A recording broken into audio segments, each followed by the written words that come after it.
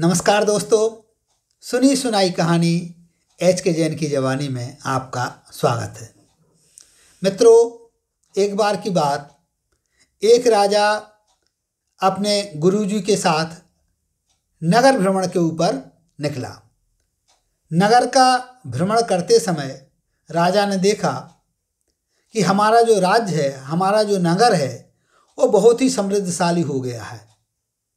उसके मन में बड़ी प्रसन्नता हो रही थी, बढ़ता जा रहा था। और प्रसन्नता के साथ साथ उसके अंदर अहंकार भी पैदा होता जा रहा था कि मेरे कार्यों के फलस्वरूप मेरा जो राज्य है, मेरा जो नगर है, वो समृद्धि की ओर अग्रसर है। अपनी प्रशंसा में राजा बातें करने लगा। गुरुजी सारी बातें सुन रहे थे और गुरुजी समझ गए कि मेरे शिष्य के अंदर अहंकार की भावना पैदा हो रही है। आगे बढ़ते बढ़ते एक जगह एक बड़ा ही विशाल पत्थर पड़ा हुआ था। गुरुजी ने एक सैनिक से कहा कि तुम हथौड़ा लेकर के इस पत्थर में जोर से मारो, जिससे यह पत्थर टूट जाए। उस सैनिक ने ऐसा ही किया। जैसे ही पत्थर के दो टुकड़े हुए, उसमें से थोड़ा सा पानी निकलता है और एक छोटा सा मेंढक निकलता है। मेंढक फुदकता हुआ आगे बढ़ जाता है। राजा गुरुजी की तरफ देखते हैं। वो समझ जाते हैं कि कोई ना कोई इस बात में रहस्य जरूर छिपा हुआ है जो गुरुजी हमारे लिए बताना चाह रहे हैं। गुरुजी ने कहा कि हे राजन, तुम्हारे लिए कुछ समझ में आया?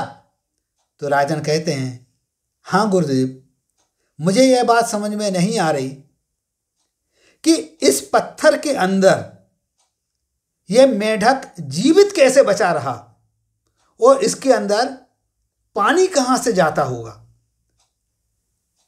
तो गुरुजी ने कहा कि यही तो इस दुनिया की लीला है।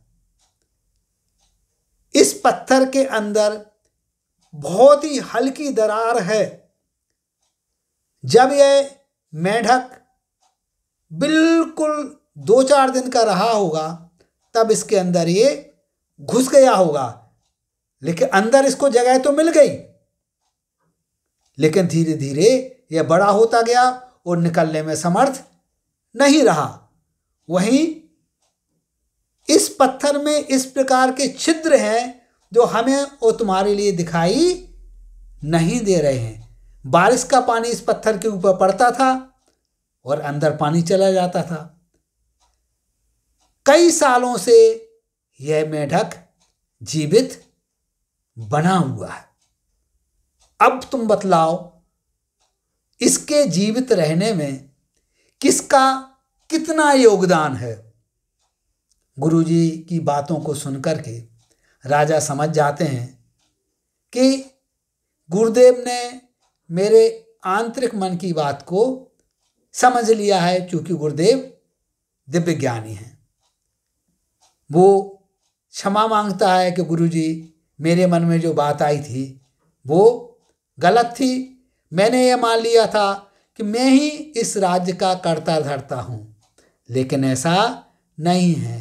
सभी लोग अपने प्रयासों से और अपने भाग्य से अपने अपने कर्मों का फल भुगत रहे हैं, पा रहे हैं। इस मेंढक ने भी कोई सदकर्म पिछले जन्म में किए होंगे, उसके परिणाम स्वरूप यह पत्थर के अंदर भी जीवित बना रहा है।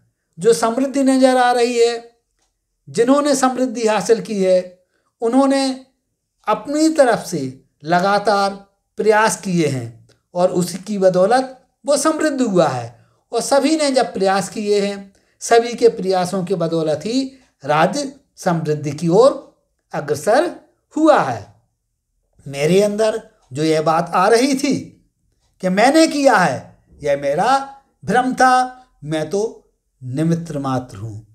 तो मित्रों, कभी भी किसी भी प्रकार से हमें इस बात का घमंड नहीं करना चाहिए। विशेष रूप से जो कंपनी के मालिक होते हैं, जो बड़े बड़े अधिकारी होते हैं, कि हम ही सब कुछ करता धरता हैं। आप मार्गदर्शक हैं, लेकिन कभी अपने आप को पूरी तरह से करता धरता नहीं मानना चाहिए। अपने आप को निमित्त मात्र मानते हुए अपने रास्ते पर, अच्छे रास्ते पर, सद्मार्ग पर आगे बढ़ते रहना चाहिए। धन्यवाद। जय हिंद, जय भारत।